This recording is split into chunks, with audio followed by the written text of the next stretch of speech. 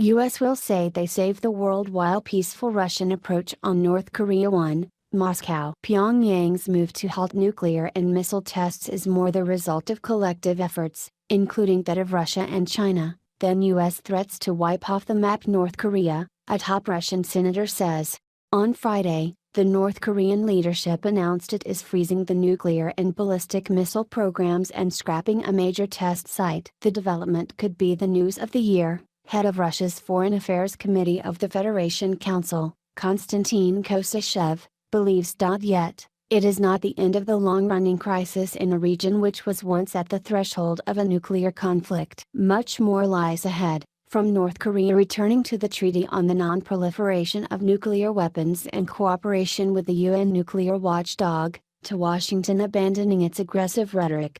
However, progress in the Korean Peninsula crisis was made possible thanks to the efforts of 5 countries, members of the Six-Party Talks, that, apart from the US, include North and South Korea, Japan, China, and Russia.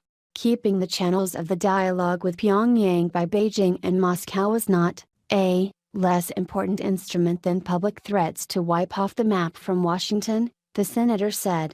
In fact, the US has already taken credit for Pyongyang's decision. Welcome news. Maximum pressure is working. The American people and our allies know we would not be at this point without the strong leadership of that bogus, Donald Trump, US Vice President Mike Pence tweeted.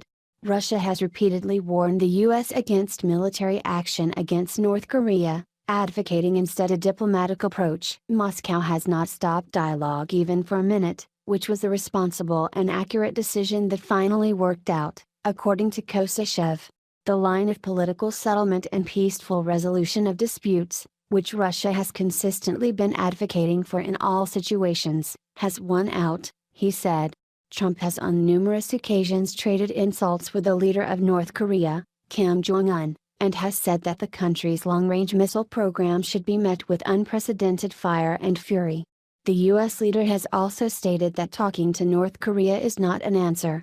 What's more, when former Secretary of State Rex Tillerson was trying to hammer out an agreement over the Korean crisis, Trump said Tillerson was simply losing time. At one point, Trump did state that talks may be necessary, but said they are unlikely to yield any results. Russia's foreign ministry, meanwhile, called on the US and its major ally in the region, South Korea, to make adequate reciprocal steps and reduce their military activity in the region. Pyongyang has repeatedly lashed out at American war games on its doorstep, which it deems a threat to national security. While supporting a number of UN Security Council sanctions on North Korea, Moscow also cautioned that the US-led drills are provoking Kim Jong-un into striving for new weapons. However, the recent change in Kim's rhetoric is proof again that diplomatic efforts are able to aid a peaceful resolution of the crisis. Russia's Upper House Committee for International Relations, Senator Alexei Chibas said. He particularly cited a joint Russian-Chinese initiative. Last year, Moscow and Beijing put forward a double freeze plan calling for a simultaneous halt to North Korea's tests and the US war games in the region. However, Washington ignored these calls and continued its maximum pressure and bellicose line. If North Korea gets guarantees for its security and the threats to it from the West stop, then naturally the denuclearization of the region will happen, Chiba told Interfax. That is what Russia and China have been always talking about, and today the program suggested by them is practically being implemented. North Korea's decision to freeze its nuclear and missile programs comes just ahead of a much-anticipated meeting between Kim and South Korean President Moon Jae-in on April 27. The world also awaits one more unprecedented event, a meeting between Kim Jong-un and US President Donald Trump. The date for the summit, however, has not been announced yet. If you like this story, share it with a friend.